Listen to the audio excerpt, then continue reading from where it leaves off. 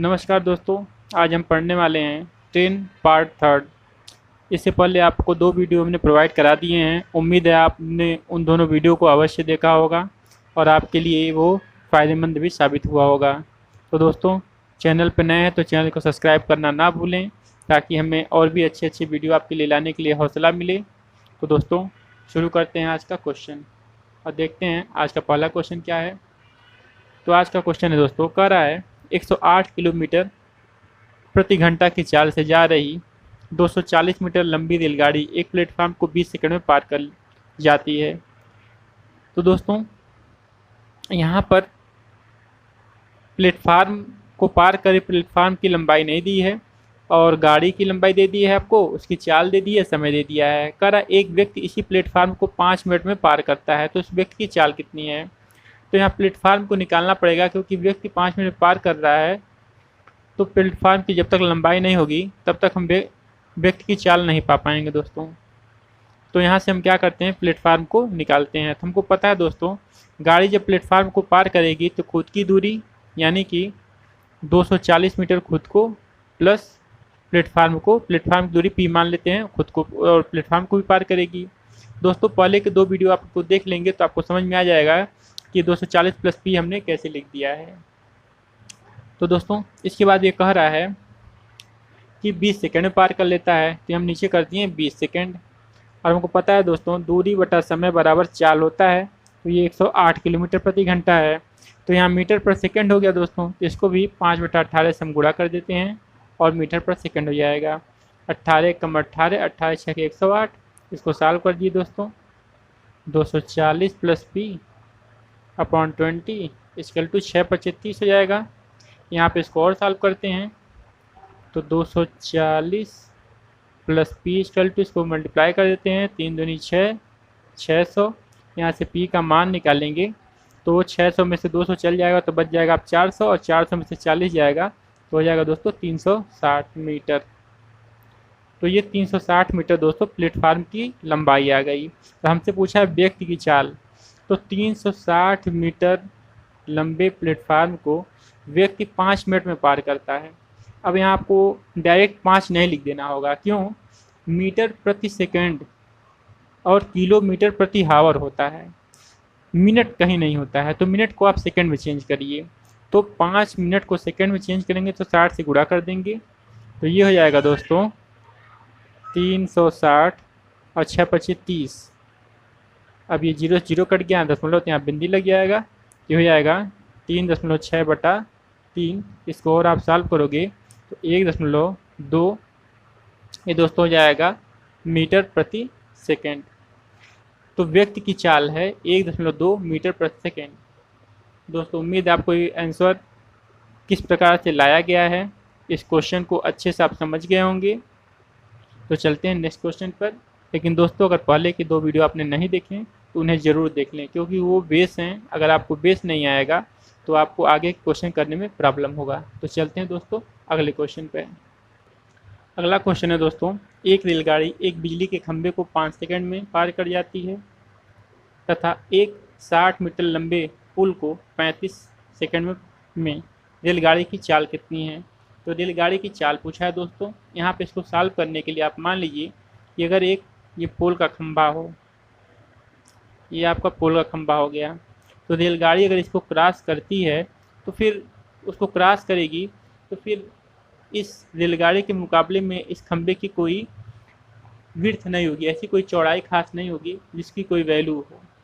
तो इस प्रकार से यह खंभे को पार करेगी, मतलब खुद को ही पार करेगी।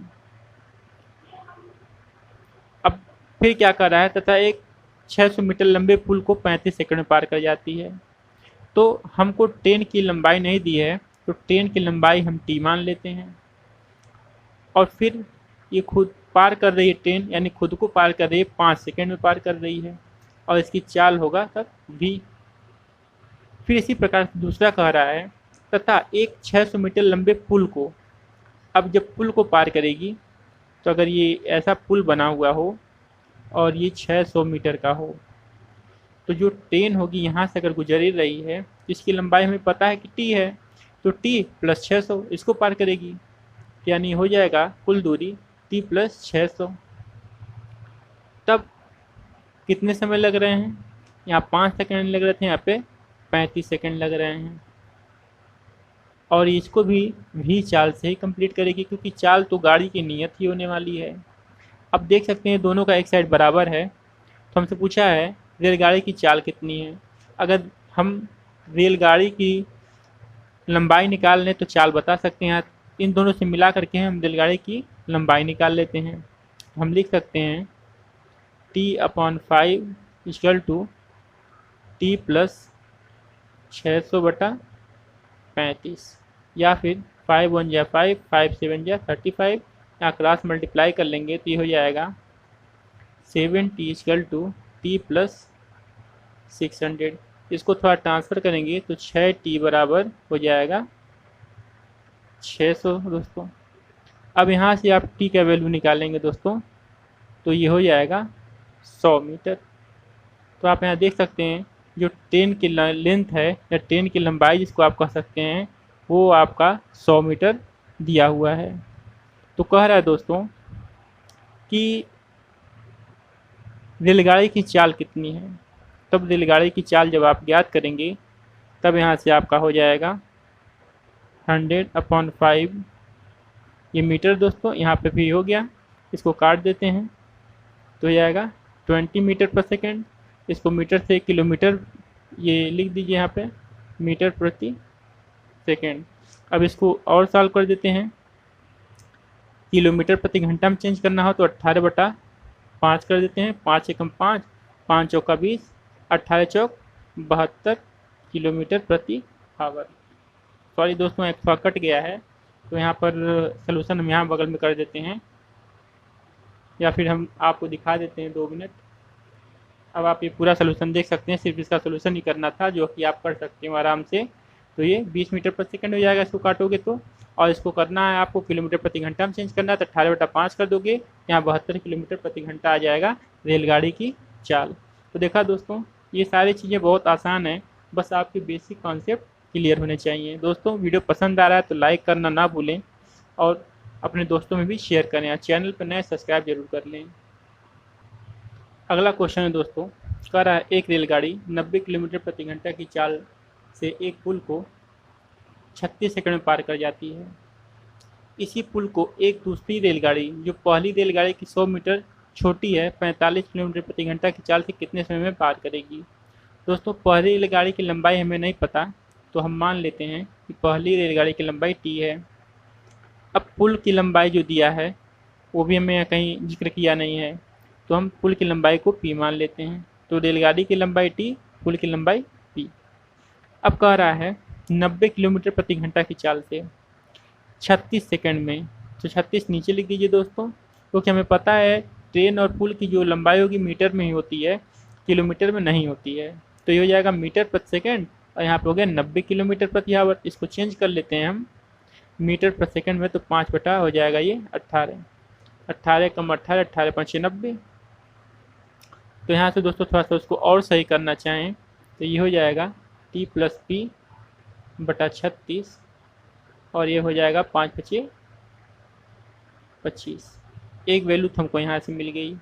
इसको आप और मल्टीप्लाई करके इसकी वैल्यू को पा सकते हैं। तो यहाँ से इसको जब मल्टीप्लाई आप करेंगे तो 36 और 25 का, तो T plus P equal to हो जाएगा दोस्तों ये 900। तो हमको पता है कि ट्रेन की और पुल की दोनों की लंबाई जोड़ दी जाए तो 900 मीटर पुल हो रहा है। अब आगे क्या कहता है, कर इसी पुल को एक दूसरी रेलगाड़ी जो पहली रेलगाड़ी 100 मीटर छोटी है। अब ये अगर इक्वेशन 1 मान लीजिए, वैसे इक्वेशन 1 बनाना नहीं है, आपको बस समझाने के लिए बता रहे हैं। आप बिना इतना कैलकुलेशन किए भी छोटा कर सकते हो, बस आपको प्रैक्टिस चाहिए। हमको समझाना तो सारी चीज़ें आपको बता रहे हैं, ज़रा ध्यान से देखिएगा। कर इसी पुल को एक दूसरी रेलगाड़ी जो इस रेलगाड़ी 100 मीटर छोटी है, तो मान लीजिए कि T में से उस 100 मीटर घटा दीजिए। ये दूसरी रेलगाड़ी पहली रेलगाड़ी 100 मीटर छोटी हो गई, पुल की लंबाई तो घटेगी नहीं, तो P हो गया। कह रहा है कितने समय में पार कर लेगी, और कितनी चाल से, 45 किलोमीटर प्रति घंटे की चाल से। ठीक है दोस्तों, तो यहाँ आपका टाइम हो गया। अब फिर कह क्या रहा है कि अगर इसकी चाल 45 किलोमीटर प्रति घंटा हो जो 100 मीटर छोटी है, इसको भी चेंज कर लेते हैं, 5/18 हो जाएगा दोस्तों ये। इसको काटिए, 9 दूनी 18, 9 पाँचे 45 हो जाएगा ये। और ये हो जाएगा दोस्तों 5 पचे 25। इसको थोड़ा सा और सॉल्व कर लेते हैं हम, तो टी प्लस पी और ये हो जाएगा -100 अपॉन टी, और फिर यहाँ 5 पचे 25/2, ये कुछ ऐसा आएगा। अब आपको दोस्तों यहाँ पता है कि आपको समय ही चाहिए, और आपको टी प्लस पी का वैल्यू यहाँ पता है कि ये 900 है। तो आप यहाँ क्या कर सकते हैं कि इस टी प्लस पी की वैल्यू को आप फिट कर दीजिए। तो ये हो जाएगा 900 माइनस 100, और ये 25/2 क्रॉस मल्टीप्लाई कर लीजिए, या फिर इसी को इसी प्रकार हम यहाँ पर ला करके रख लेते हैं, और ये टी इस साइड में चला गया क्योंकि हमको समय पूछा है। यही आपको वैल्यू फाइंड कर लेनी है यहाँ से। तो 100 में से 2 जाएगा तो ये हो जाएगा कितना, 800। हम यहाँ पे सॉल्व कर देते हैं, ज़्यादा ध्यान से देखिएगा।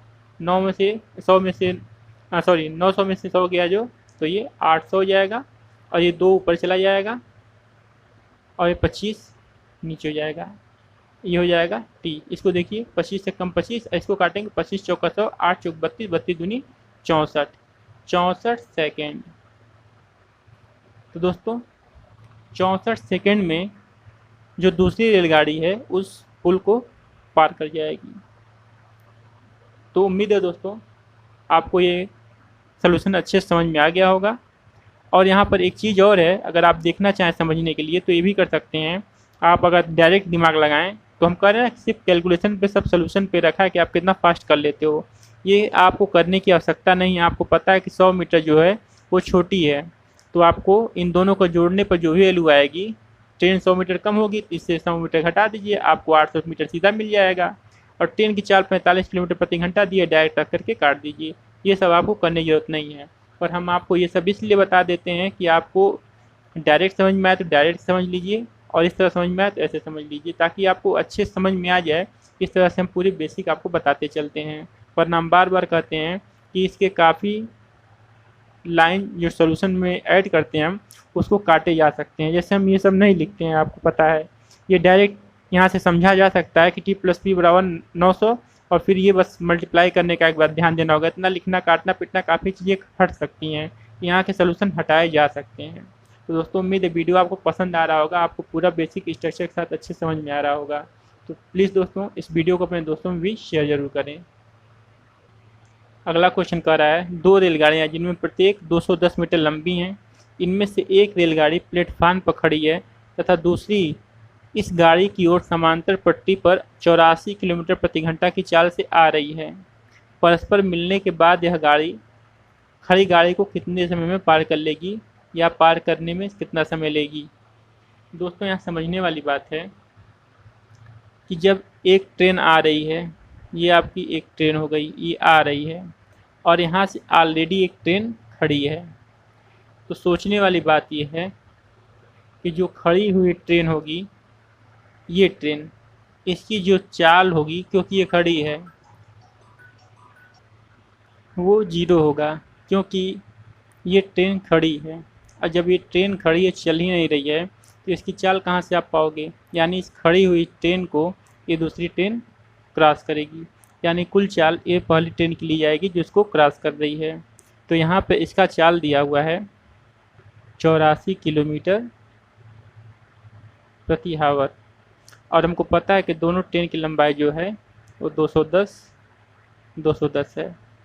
तो कह रहा है खड़ी ट्रेन को कितने समय में मिलने के बाद, यानी दोनों छोर मिल जाएंगे, यानी पूरी लंबाई कितने समय में क्रॉस कर जाएगी।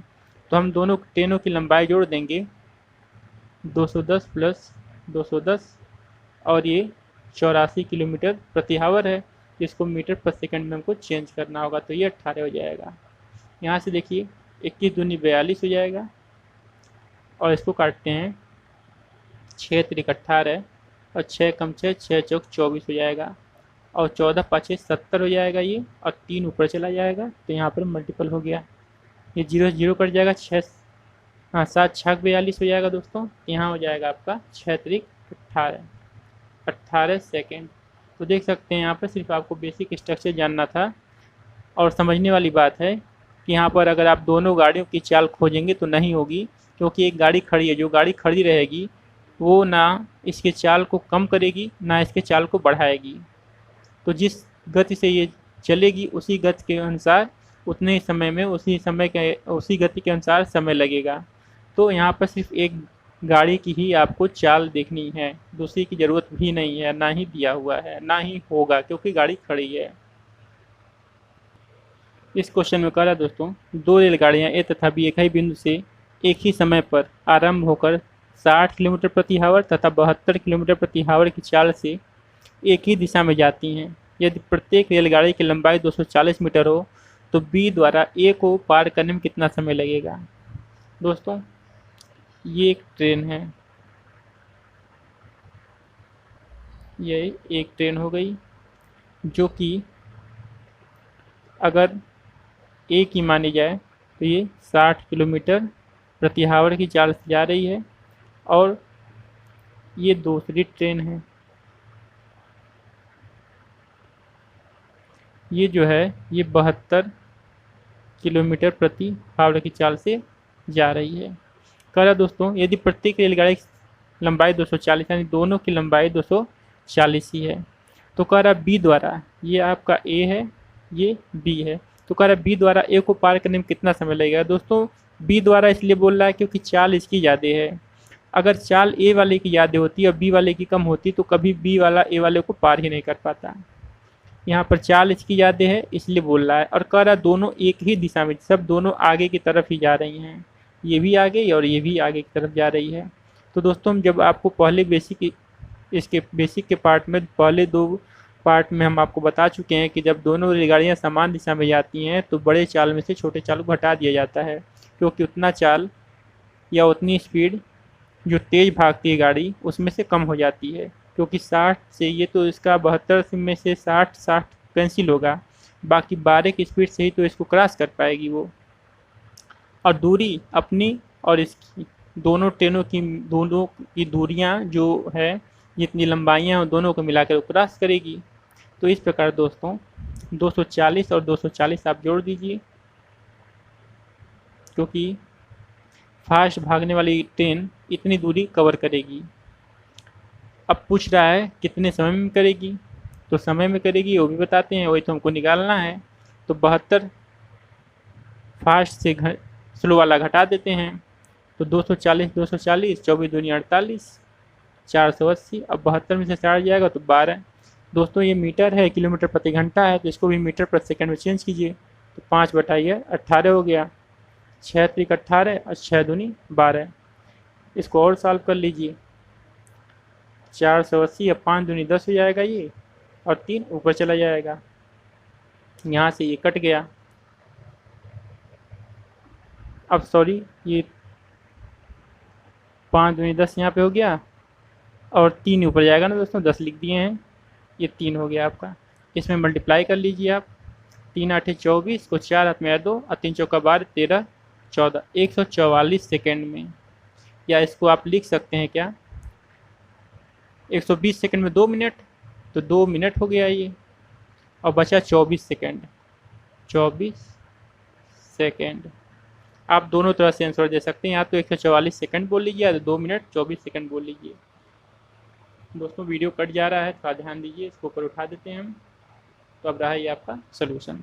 तो दोस्तों इस प्रकार देख सकते हैं कि सिर्फ बेसिक स्ट्रक्चर से आप किसी भी प्रकार जो ट्रेन के क्वेश्चन पूछे जाएँ घुमा फिरा के आप बड़े आराम से लगा सकते हैं।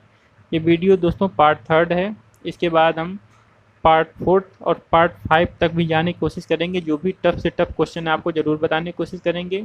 बस एक रिक्वेस्ट है, चैनल पर नए तो सब्सक्राइब कर दें, अपने दोस्तों में भी शेयर कर दें, और आपको किसी टॉपिक में प्रॉब्लम हो रहा है तो उस टॉपिक से रिलेटेड कमेंट करें, हम उस पर भी वीडियो आपको प्रोवाइड करने की पूरी कोशिश करेंगे। तो मिलते हैं दोस्तों इसके अगले पार्ट में, तब तक अपना ध्यान रखिए, खुश रहिए, मस्त रहिए, जय हिंद।